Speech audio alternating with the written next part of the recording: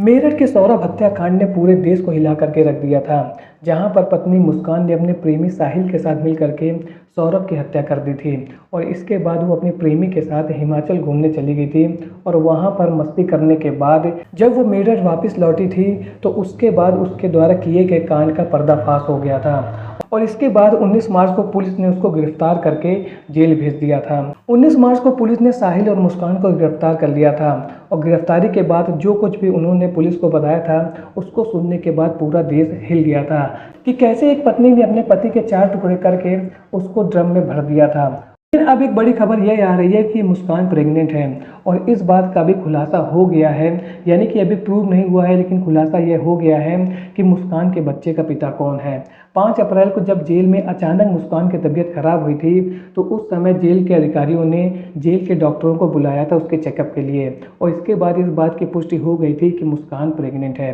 इसके बाद 11 अप्रैल को जेल प्रशासन मुस्कान को मेडिकल कॉलेज लेकर के गए थे जहां पर गायनेकोलॉजिस्ट ने उसका अल्ट्रासाउंड किया था और इसके बाद यह पता चला था कि मुस्कान 6 से 7 हफ्ते की प्रेग्नेंट है, यानी कि मुस्कान की प्रेगनेंसी को लगभग 50 दिन हो चुके हैं। वहीं उसका पति सौरभ लंदन से 22 फरवरी को वापस आया था और इसके बाद 3 मार्च को मुस्कान ने अपने प्रेमी साहिल के साथ मिल करके उसकी हत्या कर दी थी, यानी कि उसको भारत में रहते हुए लगभग 10 से 15 दिन ही हुए थे। वहीं मुस्कान की प्रेगनेंसी को लगभग 50 दिन हो चुके हैं। इसका मतलब यह बात बिल्कुल क्लियर हो जाती है कि उसके पेट में जो गर्भ है उसका पिता सौरभ नहीं है बल्कि कोई और है और वह व्यक्ति साहिल हो सकता है क्योंकि साहिल के साथ ही मुस्कान रिलेशन में थी और दोनों के बीच में अवैध संबंध भी थे। इस वजह से उसके पेट में जो गर्भ है उसका पिता साहिल हो सकता है, लेकिन अभी इसको मेडिकली तौर पर प्रूव नहीं किया जा सका है, यानी कि उसका भी कोई डीएनए टेस्ट नहीं किया गया है फीटस का। वहीं जो सौरभ के परिवार वाले हैं वो लोग ये कह रहे हैं कि यदि गर्भ का डीएनए टेस्ट कराया जाता है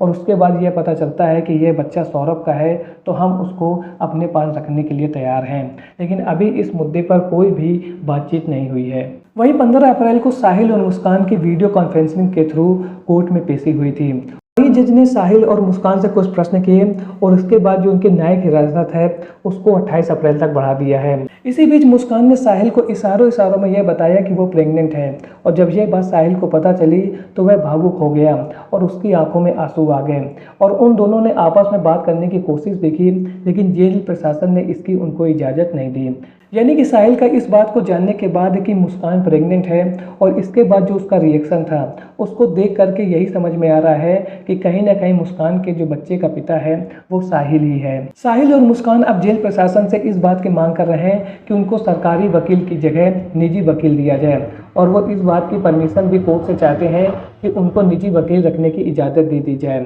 इसके बारे में आगे जो भी अपडेट मिलेगा उसको लेकर के मैं आगे आपको वीडियो में बताऊंगा, लेकिन अभी इस बात का कंफर्मेशन लगभग होता तय लग रहा है मुस्कान के बच्चे का पिता साहिल ही है। लेकिन सौरभ मर्डर केस ने पति पत्नी के रिश्ते को कहीं ना कहीं शर्मसार कर दिया है कि जहां पर एक पत्नी ने अपनी शारीरिक इच्छाओं को पूरा करने के लिए इतना बड़ा कांड कर दिया और अपने प्रेमी के साथ मिल करके अपने पति की हत्या कर दी, जो पति अपने परिवार को चलाने के लिए घर से इतनी दूर नौकरी कर रहा था और समय समय पर अपने परिवार की हर एक आवश्यकता को पूरी कर रहा था। केवल बस वो इतना ही था कि वो घर पर नहीं आ सकता था क्योंकि वो घर से दूर लंदन में नौकरी कर रहा था। वहीं उसकी पत्नी दूसरी ओर उसके पति से यानी कि सौरभ से जो भी पैसा मिल रहा था उसको वह अपनी अय्याशी में अपने प्रेमी के साथ उड़ा रही थी और जब उसका पति घर आता है तो वो उससे तलाक के लिए कहती है, लेकिन वह अपनी बेटी की वजह से अपनी पत्नी को तलाक देने से मना कर देता है और इसके बाद सौरभ के साथ इतना बड़ा कांड हो जाता है। तो इस केस को लेकर के आज ही हमारे देश में मुस्कान के लिए जितना ज़्यादा गुस्सा है